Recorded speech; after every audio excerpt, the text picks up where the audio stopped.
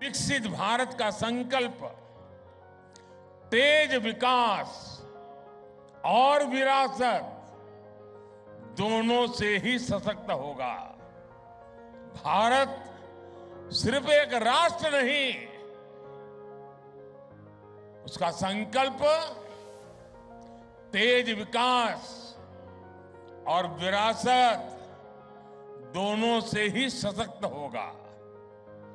भारत सिर्फ एक राष्ट्र नहीं का संकल्प तेज विकास और विरासत दोनों से ही सशक्त होने वाला है।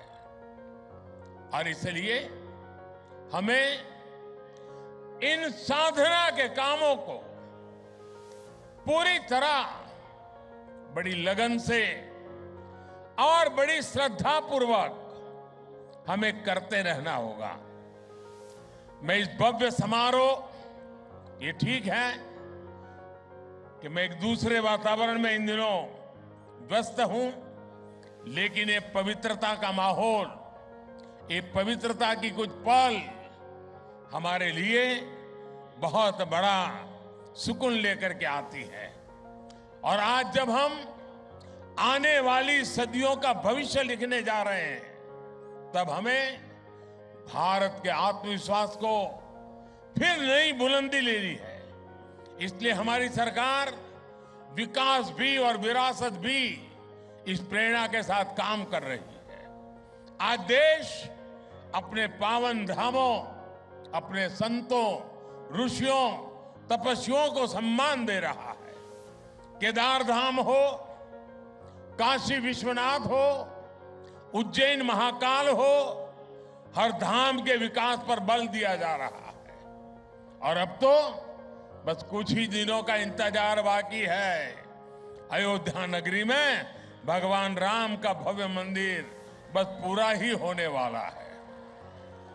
मेरे परिवारजनों, तेलंगाना तो सांस्कृतिक और आध्यात्मिक वैभव से बहुत समृद्ध है।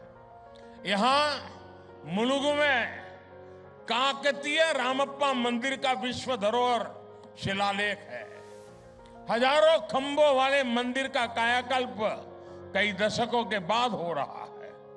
भद्राचलम में श्री सीता रामचंद्र स्वामी मंदिर में नई सुविधाओं का निर्माण किया जा रहा है। जोगुलंबा अम्मवारू को अब भविष्य की पीढ़ियों के लिए संरक्षित किया जा रहा है।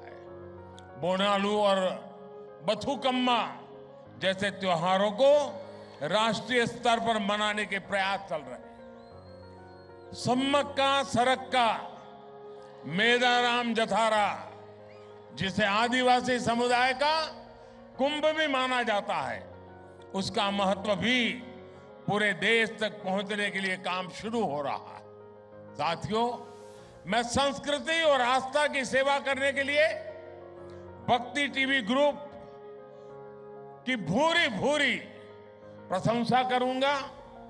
आपका ये प्रयास युवाओं को प्रेरित करेगा, अपने मूल से जुड़े रखने में मदद करेगा। राष्ट्रभक्ति, राष्ट्र शक्ति और राष्ट्रीय संकल्प का ये दीप ऐसे ही जलता रहे, अपना प्रकाश फैलाता रहे, नई चेतना जगाता रहे, नई प्रेरणा का पुंज देता रहे, और हम आने वाली पीढ़ियों को भी इस प्रकाश के रास्ते पर चलने की प्रेरणा देते रहे।